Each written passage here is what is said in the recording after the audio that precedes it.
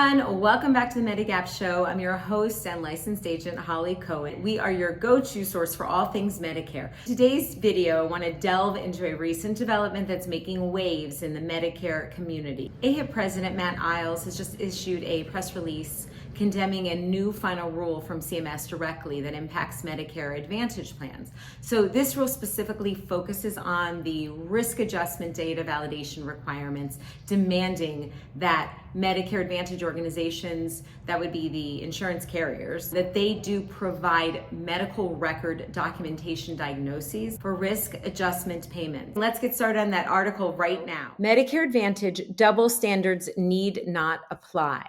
So AHIP President Matt Eyles recently issued a press release condemning the new final rule from CMS regarding the risk adjustment data validation for Medicare Advantage plans, which includes requirements that Medicare Advantage organizations provide medical record documentation that support diagnosis for risk adjustment payments. Calling the plan fatally flawed and unlawful, he claimed that the program will raise premiums, hurt seniors, and reduce health equity by reducing benefits and options for MA plans. That's Medicare Advantage.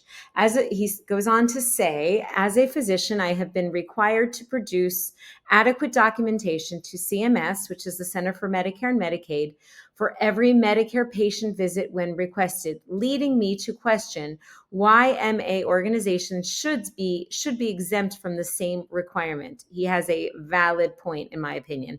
The article goes on, recently a large insurance carrier was sued for unsubstantiated elevation of risk adjustment factor scores for their Medicare Advantage patients. And most large insurers in the program have already settled or are facing federal fraud lawsuits.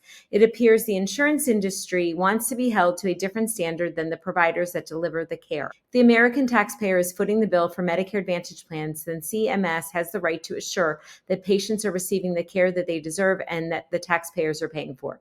It seems that what the insurance industry is saying is, don't trust us to do the right thing. Honestly, however, too many have already demonstrated such trust may be misplaced. So what he's saying is that now CMS, the Center for Medicare and Medicaid, is requiring the insurance companies to provide the same type of records that he's had to provide as a healthcare provider, as a doctor, for his whole career using Medicare. He is saying that insurance carriers should also have to have the same expectation in order to have health equity among all the Advantage plans. He's absolutely right. So we're going to continue on the article about accountability. Where's the accountability? It all boils down to accountability. Physicians and provider organizations have always been accountable since the advent of Medicare and before Medicare Advantage. When a bill is submitted to Medicare, documentation is submitted to back that bill up. Without documentation or note, there are repercussions, denials, fines, and more. Now it seems we've entered a new era of prospective payment to cover all. There are accountability rules built into the system. The MEAT protocol, manage, evaluate, assess, and treat. This has been well known since the launch of Medicare Advantage. Medicare eventually realized that it was spending more money caring for Medicare Advantage patients than for traditional, also called original, Medicare enrollees. And the government wondered why, because this was not the way the program was designed when it came out back in the 1990s. And Medicare Advantage was supposed to be more patient-driven and focused to improve patient outcomes and deliver the biggest bang for the buck. Well, the government is paying more bucks, but not getting more bang. And once officials realized that, they tried to figure out how this has happened. What they discovered were a whole lot of incidences of upcoding, specifically the assignment of hierarchical condition coding, HCC diagnosis codes for which there were no supporting documentation. Wow. So to reclaim some of these overpayments, the government regulators are implementing rules to lower payments to insurers by billions of dollars a year, but these changes will be phased out in over 3 years. Meanwhile, the Biden administration has finalized a new rule to cut down on overbilling with a program that will examine claims back to 2018. The amount owed for 2018 alone has been estimated at over $479 billion.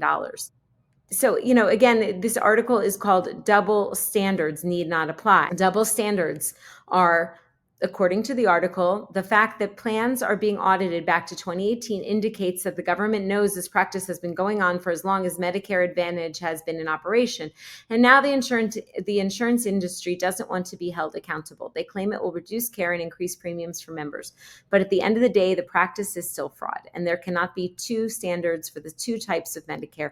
If traditional fee-for-service Medicare, which is original Medicare, must adhere to the documentation requirements, then so should Medicare Advantage. I wholeheartedly agree with what the author of this article, Jay Anders, MD, is saying.